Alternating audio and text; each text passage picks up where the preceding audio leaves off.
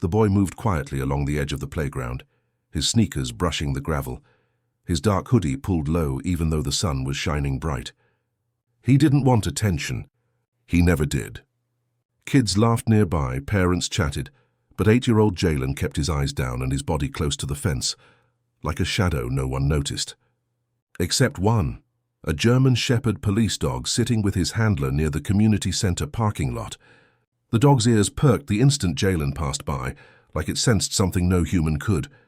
Jalen paused, barely breathing, then lifted his hand in a tiny gesture. So subtle anyone watching would have thought it was a nervous twitch. But the dog reacted immediately, muscles tightening, nostrils flaring as though decoding a secret message only the two understood. And in that split second, before anyone noticed, before the officer even understood, Jalen's eyes flicked toward the wooded trail behind the playground, then back to the dog. It wasn't curiosity or fear, it was desperation. Something was wrong there, something dangerous. Then he kept walking, like nothing had happened. The officer, confused, tugged slightly on the leash. "What is it, Duke?" he asked. The dog whined, eyes locked on the trail. The officer looked around, kids, families. Everything seemed normal. Yet Duke wasn't normal. Duke was a certified search and crime canine, trained to detect narcotics, explosives, and people hiding. And right now, he was pulling toward the trees with a low rumbling growl that made the hairs rise on the back of his handler's neck. Jalen didn't look back. He couldn't afford to. His small fists were clenched so tight, his nails dug into his palms, but he kept walking toward the bus stop bench where he usually sat alone. Fear wasn't new to him, but today it felt heavier, colder, pressing against his ribs like invisible hands squeezing the air from his lungs. "Maybe they'll find them," he whispered to himself. "Maybe they'll find her." He swallowed hard, trying not to cry. Not here, he couldn't draw attention. Behind him the dog barked once, sharp, urgent, and the officer finally unclipped the leash. Duke sprinted toward the trail, tail stiff, bark turning into a rapid alert pattern. People stopped. Heads turned. The officer swore under his breath and followed. Parents called kids to stay close, and Jalen sat down slowly, feeling his heartbeat slam against his chest. He stared at the ground, pretending to tie his shoe, but really he was praying, aids quietly, trembling, that he hadn't just made the biggest mistake of his life. Because if they found what he thought they would, if they discovered who he hoped they would save, everything would change. He felt someone sit beside him, Mrs. Carter, the school volunteer who always tried to talk to him even when he barely replied. "You okay, sweetheart?" she asked softly. Jalen nodded stiffly. "Just tired," she smiled gently. "You know, you can always talk to me." If only she knew. If only anyone knew. But he had learned long ago, grown-ups didn't listen until it was too late. That's why he had signaled the dog instead. Dogs listened. Dogs understood, especially police dogs. The distant woods rustled with movement, loud, frantic. Then the officer's voice shouted something no one could make out. A moment later, more officers sprinted from the parking lot, radios crackling. Parents gasped, clutching their children. The playground turned into confusion and scattered fear. But Jalen sat very still, jaw tight, breath shaky. It was starting, finally. Maybe now someone would believe him. Maybe now someone would help her. His mind flashed to last night. The basement smell, the muffled crying, the voice saying, "Keep quiet or else." He squeezed his eyes shut. He shouldn't have seen it. They told him to forget. They told him kids who talked disappeared. But she was just like him, scared, small, alone, and no one helped her. No one even looked. So he acted. He did the only thing he could. An officer's voice finally rang out, urgent, alarmed, and Duke's furious barks echoed through the trees. People whispered, panic rising. Whatever the dog found, it was serious. Mrs. Carter covered her mouth, horrified, as more police rushed in. "Oh, Lord," she murmured. Jalen stared at the trees, heartbeat thundering, when suddenly he heard footsteps running toward him, heavy, fast. He froze. What if they thought he was involved? What if telling, even silently, had put him in danger? His instincts told him to run, hide, but his feet wouldn't move. Then a shadow fell over him. He looked up slowly. A tall officer stood there, breathing hard, eyes scanning Jalen's face like searching for answers he didn't yet understand. Duke sat at the officer's side, dirt on his fur, panting, but eyes locked on Jalen like the boy was the only thing in the whole park that mattered. The officer knelt down. "Son," he said quietly, voice steady but shaken, "I need you to come with us." Parents stared. Some whispered. Some pulled their children closer. The whole world felt like it stopped. And Jalen realized the moment he prayed for had arrived, and so had the danger. But he stood up anyway, trembling legs and all, because courage didn't mean not being scared. It meant moving anyway. "Okay," he whispered. "I'll show you." He didn't know it yet, but the truth waiting in those woods would shake the whole town, expose a hidden crime network, and turn a quiet boy into a hero the world would soon never forget. Before walking, he looked up, right into the camera as if speaking to the viewers, and whispered, "Tell me in the comments where you're watching from, and don't forget to like, share, and subscribe." Someone out there might need this story too. Then he followed the officer, and the secrets he carried followed close behind.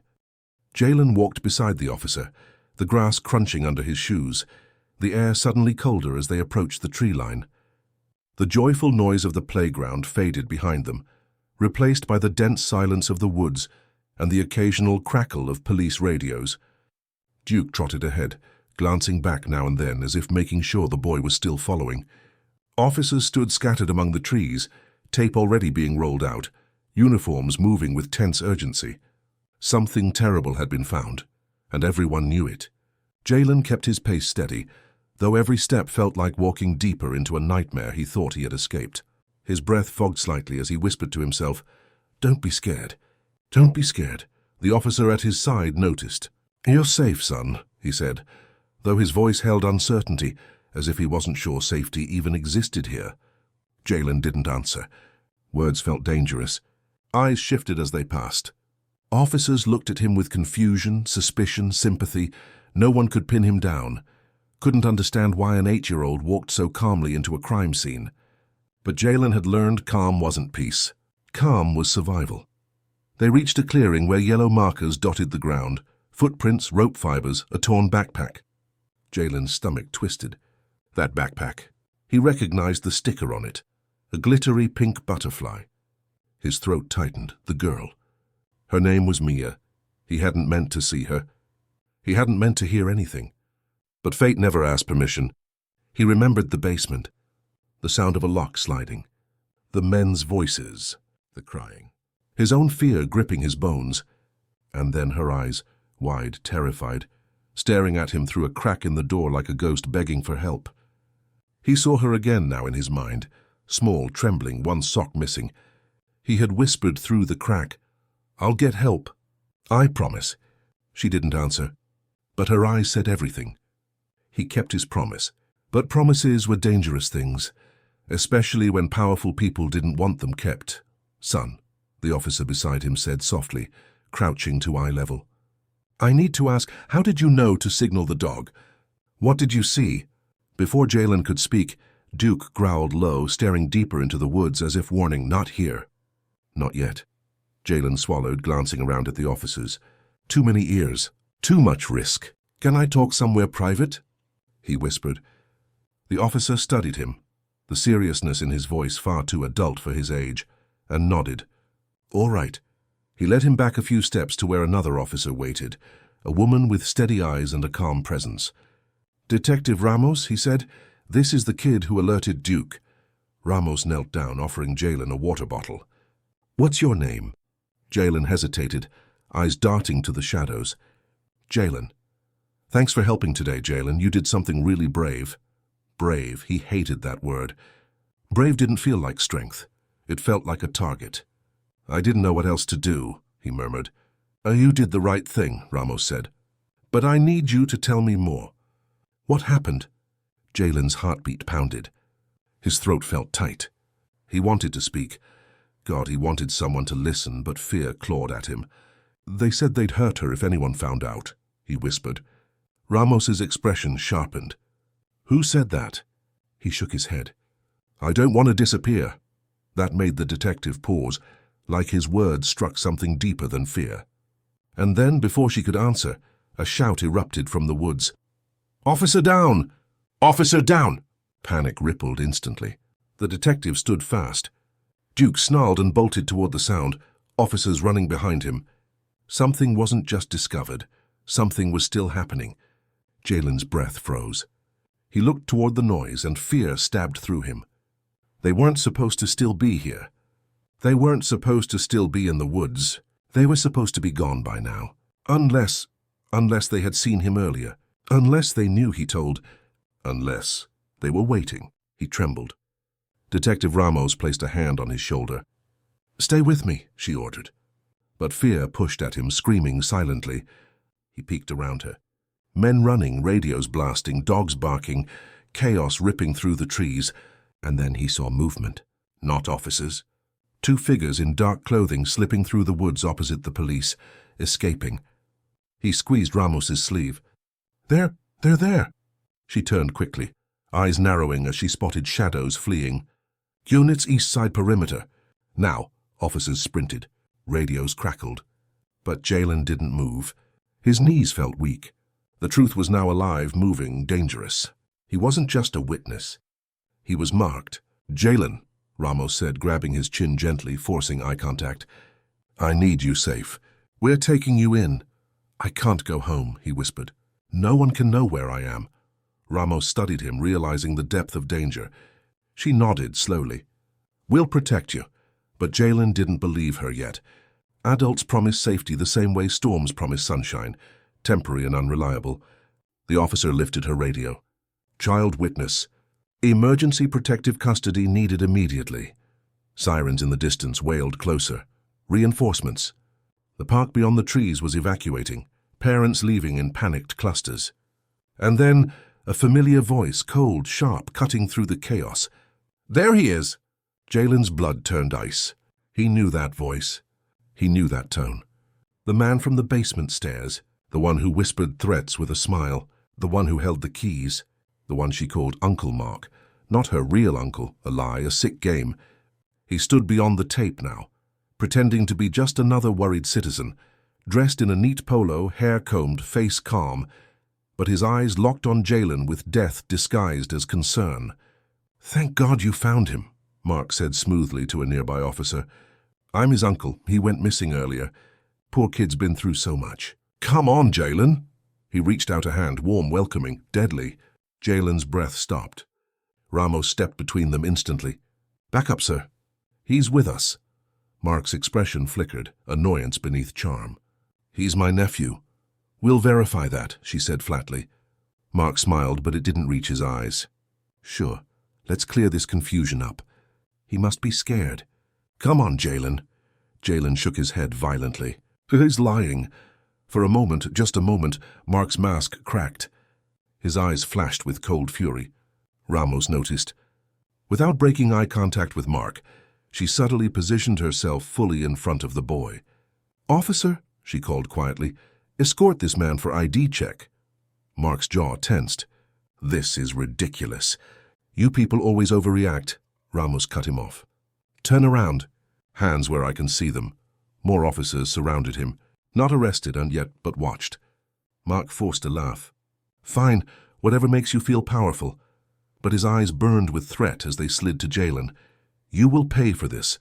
Jalen shrank behind the detective, shaking. The sirens grew louder, backup flooding the roads. Duke returned, fur bristled, teeth bared at Mark like he sensed pure evil. Mark stiffened, a tiny flinch betraying fear. Dogs never lied. Ramos leaned down. "You did good," she whispered. But Jalen couldn't feel pride, only dread, because this wasn't over. They had found signs. But not Mia, and if Mark was here, she might not have much time. His voice trembled. "They still have her." Ramos's face hardened. "We'll find her." "They move them," Jalen whispered urgently. "They change houses. They don't keep kids long." Those words struck every officer nearby. A sick network. A pattern. This wasn't random. It was organized. Ramos radioed sharply. "Find every exit route. Lock the city perimeter. This is now a trafficking emergency. Repeat, trafficking emergency." Officers snapped into action, a wave of urgency spreading. But Jalen's heart still pounded in terror, because even as police swarmed, even as Mark was questioned, even as Duke stayed close like a guardian, he felt eyes watching from deeper in the woods. He felt danger breathing in the shadows. He felt like a mouse in a field full of snakes. And more than anything, he feared time. Because somewhere, scared and alone, Mia was waiting. And monsters didn't wait forever. He clenched his small fists. He couldn't stop now. He wouldn't. If grown-ups failed, he would try again. Dino, the stuffed toy dog he once held when scared, flashed through his memory. Comforting days before life grew too heavy for childhood. He whispered, "Hold on, Mia." Then he looked at Duke, the dog staring back like he understood every unspoken word. "We'll find her," Jalen said softly. Duke nudged his hand. A silent pact. And as officers led Mark away for questioning and emergency vehicles filled the streets and helicopters began circling the woods, Jalen realized something huge. The world now knew. The hunt had begun, and the truth he carried would either save a life or cost him his own. Before stepping into the police vehicle, he turned once more, whispering to the audience like a secret signal across time and screens. "Tell me where you're watching from. And don't forget to like, share, and subscribe. Someone needs to hear this." Then the door closed, and the most dangerous part of the story was only beginning. The police vehicle door shut with a heavy thud that echoed inside Jalen's chest. The world beyond the window blurred. Officers, sirens, tape, concerned faces, all fading into a hum as the car rolled forward. Detective Ramos sat beside him, Duke lying protectively at his feet. Rain clouds gathered overhead, even though moments ago, sunshine lit the playground. Trouble changes weather, Jalen believed that. Or maybe the sky cried when kids did. His hands trembled, squeezed tight together like he could hold himself from shaking apart. "We're taking you to the station for safety," Ramos said gently. "From there, we'll coordinate a search for the girl. Her name is Mia," he whispered. "Please don't call her the girl like she's nobody." Ramos paused and then nodded. "Mia, we'll find her." The car drove on. But Jalen didn't feel safe. He watched every moving shadow, every car they passed, every reflective window, paranoid but rightfully so. Because monsters didn't vanish when sirens came. Some hid, some pretended to help, some had money, some had badges. And Jalen didn't fully trust anyone yet. Not until Mia was safe. At the station, officers moved with purpose. Computer screens flickered. Radio chatter filled the air. Maps covered walls. Ramos led him to a quiet room, Duke staying loyally at the door. A social worker arrived with warm eyes and a soft tone. Too soft, like she spoke to toddlers. "Hi, sweetheart." "My name is Ms. Harper." He didn't respond. Soft didn't help kids locked in basements. Good hearts didn't break chains alone. What he needed was someone who believed him. No hesitation. Ramos sat across from him. "Jalen, tell us everything." He took a breath, deep, shaky. Then the words poured like water rushing out a cracked dam. He told them about the street near his apartment, about the building with broken blinds, about the big man with tattoos who laughed too loud at night, about the woman who pretended to be kind but locked doors, about whispers of the buyers, about boxes carried at midnight, about kids coming in scared and leaving quieter, too quiet. And about Mia. The way she hugged her worn teddy bear so tight it looked painful, the way she whispered, "Please don't leave me," when he snuck down the stairs to see if she was there. He spoke fast as if someone might shut him up any second. When he finished, silence blanketed the room. Not disbelief, heavy truth. Detective Ramos's expression sharpened like steel. "Get warrant teams ready," she commanded an officer at the door. "We're hitting that building tonight." The officer nodded and hurried off. Ms. Harper blinked tears away. "You shouldn't have had to carry that alone." Jalen looked down. "Nobody listened before." Ramos leaned closer. "They will now." But even as she spoke, a knock sounded at the door. An older man in a suit stepped in, confident, polished, too calm for chaos around him. His badge gleamed. "Detective Ramos, we need to talk," he said, eyeing Jalen like inventory. Power in his posture, authority in his voice, danger in his eyes. "This boy needs to be transferred to CPS shelter immediately. This case has attracted too much attention. He's safer off site." Alarm bells exploded in Jalen's head. He grabbed the chair arms tight. "No," Ramos frowned. "Protocol says he stays under police supervision until—" "Orders from above," the man cut off smoothly. "High profile. We can't risk media leaks." His eyes flicked briefly, sharply to Jalen. That same coldness Mark had. Jalen's stomach dropped. They weren't all villains, but some were here. "I'm not going with him," Jalen whispered. The man smiled, fake and thin. "Son, we'll take good care of you." Duke growled, and low, deep, instinctive. Ramos stiffened. "Sir, with respect, this kid is a witness to a trafficking operation. No unauthorized transfers." The man's jaw twitched. "Detective, you're making this difficult." "Good," she snapped. Officers nearby looked over. The man adjusted his tie, then stepped back. "We'll revisit this." He left, but not without one last glance at Jalen that made the boy's skin crawl. Ramos let out a breath. "You stay with us." But Jalen already knew danger had roots everywhere.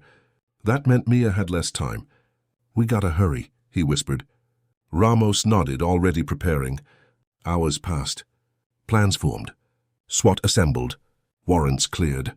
Meanwhile, a female officer brought Jalen hot chocolate and a blanket. He didn't drink it. Didn't trust warmth until cold was gone. Then, finally, radios crackled. "Team's ready." Ramos looked at him. "We're going now. But you stay here." Jalen shook his head. "You won't know which door. They move. They change floors." She hesitated. Duke looked up at her, then at Jalen, tail still, body alert. "Take him," a soft voice suddenly said. Ms. Harper, calmer now, certain. "He knows more than anyone." Ramos weighed it, then nodded. "Vest him." A bulletproof vest, oversized, was strapped around Jalen's small body. The weight felt heavy, but safety always did. They loaded into vans. Engines roared. Streets blurred past. Police radios buzzed with tactical codes. Duke sat beside him, warm and steady, like courage wrapped in fur. A block away from the building, the vans stopped. Officers spilled out, forming patterns, splitting into entry groups. Jalen pointed. "Basement. That's where they hide the scared ones." They listened. For once adults listened. "Breach ready." Boom, the door shattered.